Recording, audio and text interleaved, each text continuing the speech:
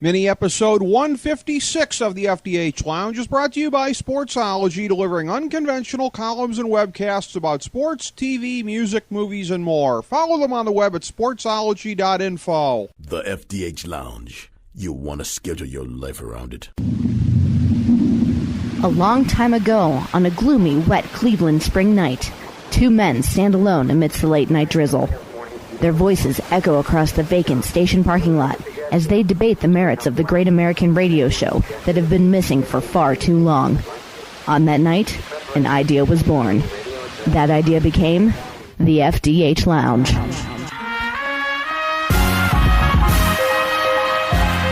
Welcome to the FDH Lounge. Hello, everyone. Welcome to mini episode number 156 of the FDH Lounge. This is FDH Managing Partner Rick Morris with you here today.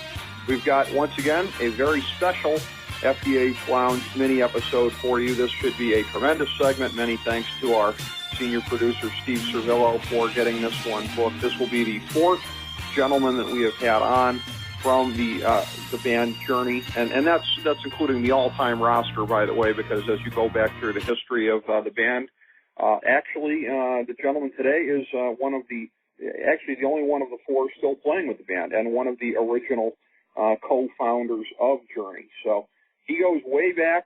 He spent a little bit of time outside of the band in the later 80s and into the 90s, but is back playing with them. And this is the fourth gentleman that we've had from the band on the program. The most recent one that we did last fall was with Steve Perry. Prior to that, Greg Rowley, and then Steve Smith. So working our way through the band, working our way through, I guess you could say, a lot of the different roles that have been played in the band over a period of time. And this gentleman, as we said, also has done a number of other projects over a period of time that are very interesting as well. We speak, of course, of Ross Valory. We're very pleased to welcome him to the FDH Lounge for FDH Lounge mini episode 156. Ross, welcome to the program, sir. Pleasure to have you on today. Hello. Oh, very, very happy to do this. And again, it's been just a pleasure to learn so much about the great Journey band over a period of time, and I'm sure this will just add to the understanding that all the folks have about the band. Let's start chronologically here as far as the origins. I know that you have some other projects going on previous to that, and I always have to just admire what a tremendous name this was. I don't know if I'm pronouncing it correctly. Frumious Bandersnatch as a band that you were in prior to that. But talk, if you would, about the Northern California music scene that you were in, and what some of the events were that led up to forming Journey. Well, for me, having grown up in the San Francisco Bay Area, I was just graduating in time at the end of the 60s to take part and be a part with the San Francisco music scene as it was growing and burgeoning and bursting forth. There was a lot of activity, as people well know, at that time in San Francisco. It's where a lot of bands were forming. It's where a lot of bands ended up going, where a lot of single artists and writers came to San Francisco to add to it, to draw from the energy that was going on then. So having grown up there, I formed in a group called Frumious Bandersnatch, which was a second bill act, along with other acts like the Santana Blues Band. We would be the second bill act at all the locations there, Fillmore, Avalon, et cetera. And then Frumious Bandersnatch disbanded in one way over a year, like 1969. And slowly but surely, most of the members of the band filtered into the Steve Miller Band. Of course, Steve Miller had been there with the Steve Miller Blues Band at the peak of the San Francisco music scene. And most of his original members had moved on to other projects, and he began bringing in members of Frumious Bandersnatch. We were big fans of his music, and so it was a natural thing. I worked with Steve from 1970 to the second half of 71. It was during a point in his career in which it was in between the Steve Miller Blues Band and what would become, famous for the Joker and all that. That was that area in between. Recorded an album with him called Rock Love. And then I left Steve Miller, and that's about the point where a common friend and manager in the industry, Herbie Herbert, introduced me and Neil Sean and Greg Raleigh, who had just left Santana, and that's the beginning of the Journey project in late '72, early '73. It's a very interesting thing, Ross, in terms of the history of it, because, again, and you just mentioned the name and one of our past guests on the program, Greg Raleigh, and we talked to him when he was on. Now, we talked a little bit about his time with Santana as well as Journey, but that's right. Really something that you have in common with him as far as your tenure with the Steve Miller Band also, really. I mean, both of you being a part of two Hall of Fame caliber bands over the course of your career, not just one. Yes, and Greg had left Santana, and I'd left Miller, and and Neil was right there at that point too. So it was an introduction that was kind of interesting, because the idea that was in mind, that Herbie had in mind, was to put these guys together and form a rhythm section, not unlike Muscle Shoals rhythm section or something like that. A band of caliber players who would be available to work with any artists that came through. So we that idea quickly, though, changed, and let's form our own band, which we did. And as a result, with Neil and Greg Raleigh and Ainsley Dunbar and with George Tickner, the other guitarist writer, we formed a band, and we're actually performing 2 or more years before we actually released our first album on CBS in 1975. We were actually playing in cities like Chicago, Detroit, and of course San Francisco, other places, before we had an album. At that time, in that era, there was a phenomenon called supergroups, in which known players from various groups would get together and had the credibility and the availability as well to go out and play and record. So we were fortunate in that market and in that time period to go out and play even before we released an album.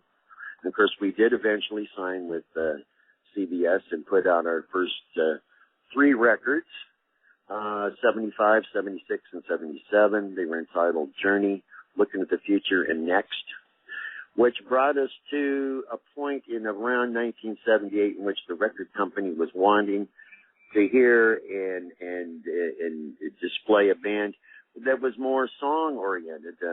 The first Journey was more experimental and odd time signatures, and we there were obviously vocally oriented songs, but mostly instrumental and experimental, and the company wanted to hear songs. So that's when we began focusing more on the vocal songwriting end of it, and that was how Steve Perry came to the forefront.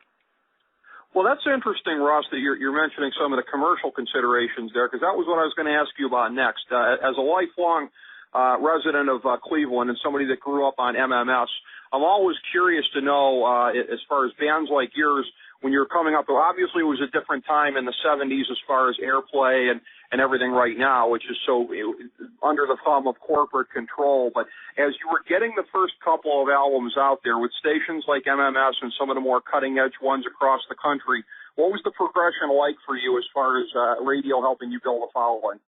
Well, in those days, there were actually, independent and independently thinking radio stations. There was really radio. There were people that were called program directors, and they would decide either for the events of the day with different disc jockeys, or the disc jockeys themselves would decide what they were going to play that day. And of course, that whole approach to radio airplay has long disappeared. We had the support, as you mentioned, of stations like MMS and others all over the Midwest and the South and the West, and then built into the East Coast. But we had a great amount of support there. And the ironic thing, connecting that thought with what I was talking about, what the record company expected, there's something interesting and ironic about it, because it wasn't as though the band was not selling well with its original format, musical format. We actually did very well. We went gold, which is 500,000 copies per album, and that was no sharp stick in the eye. That was a very good turnout and a very successful result for those 3 albums. But nonetheless, the record company thought that they could ask for more and get more. So that's what was the transition. And of course, as we did that, other bands were coming up strong with the same kind of approach that we had, like Yes and Rush. It's almost as though Journey was too far ahead of its time for that original format of music. But we moved on and obviously did something very different and have succeeded at that with the advent of Steve Perry. And as we continue today, having drawn upon so many hit songs that are still being played on the radio, end quote, because radio's a lot different now. It's all pre-digested. Yeah.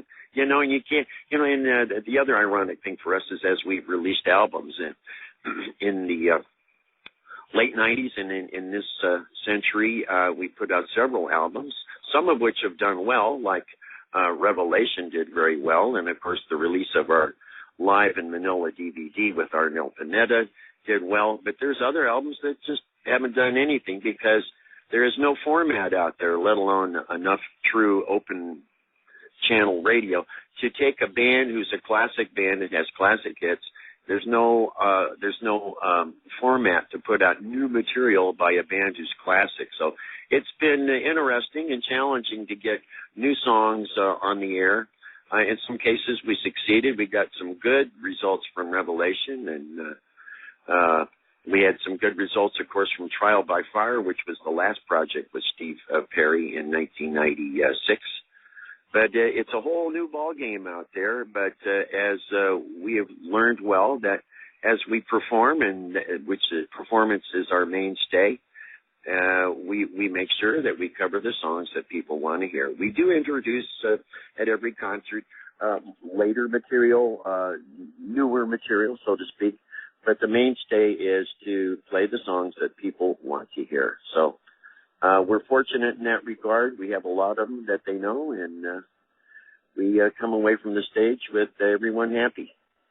Absolutely. I would think that's all that the fans could ask for. Obviously, there's going to be some newer material in there, but they want to hear the classics also. And if you can mix them together, I'm sure that's what makes people happy. When you're talking about the albums that people would regard as the Journey heyday, the era of albums like Frontiers and Escape, it's right. Interesting. I want to compare notes on this with you, Ross, and talking with some of your bandmates. And we had on Christopher Cross a few months back, and I asked him about this as well. Coincidentally, that was right about his height also when those albums were out. This whole concept that the public has of mailbox money, of residuals, you know, you guys had the Journey Escape video game, which I ain't going to lie, as a kid, I was playing that thing a lot. So I know the public probably has this image of residuals that are just never ending, and, you know, you guys had the big hits from back in the day, but one by one in posing the question, I have found out that ain't necessarily so. So is that something that you would agree with also, that what the public tends to think of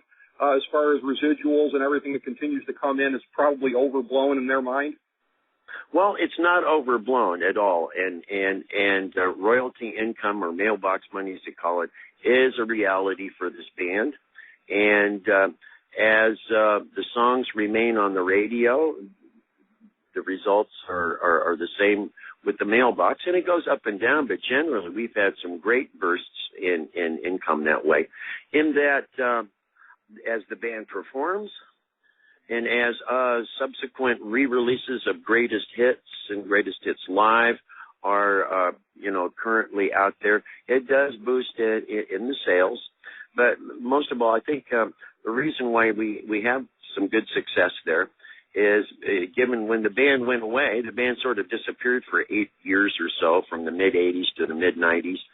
Fortunately, the efforts of management and the efforts of the record company kept those songs on the air, and they continued to refashion and repackage other performances, whether live or other compilations of hits, which helped bolster that. So I can't say that I'm disagreeing with other people in the band, but mailbox money is significant, and it tends to grow well. The catalog is strong as long as it's being promoted, which is what we've been doing as a reformed band since 1998.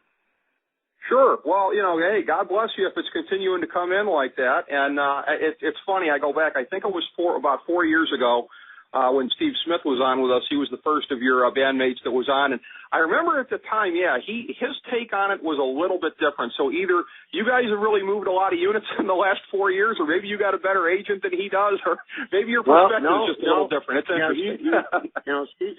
Steve Smith is a partner in our publishing and in our writers' royalties, and it does fluctuate. But Steve, as well as the rest of us, do not or cannot necessarily depend on mailbox money alone.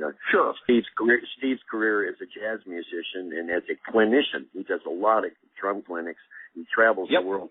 That's more of what he relies on. And of course, if any one of us or all of us are smart, we learn how to save our money and invest it well, or at least not go into high-risk areas. But for Steve Smith, it's his jazz career that I think he relies on initially. And for us, it's performance and merchandising, which is what we rely on from year to year to really make the substantial income. So it's a balance between a consistent catalog income, but mostly going out there and working, going out there and performing, selling tickets. So. Interesting. Yeah, it's always really intriguing to get a glimpse at how the industry functions and how bands like yours that hit the heights that they have over a period of time, what the formula is for that process going forward. And again, as you said, you're out there on the road. You've got a tour going on right now. Obviously, I mean, that continues to goose it as it goes along, and that has to be something that's very critical to sustaining the interest in the band, and one would think also introducing it to new generations as well. Yes, exactly, and New Generations. Generations was an album that we recorded just a few years ago, and it reflected in a theme the long-standing tradition where our Journey fans pass their enthusiasm for the band onto their children, and then onto their children. So there is a substantial portion of our audience at the shows who are generational, just absolutely generational. But there's also with the influx of things like Glee and Rock of Ages and the other uses of our hits in television or in movies, or that is introduced a separate demographic of fans. In the last few years, we've been seeing teenagers in the front row who are like just discovering us. It's like, whoa, you dudes rock. We're seeing that there is an introduction to a new part of the public that was not aware of it before. So some of the younger people, the kids and teenagers are discovering it. It's a retro thing for them. And of course there's school kids who sing Don't Stop Believing because of its exposure as the most downloaded song in history for some reason. That's wonderful.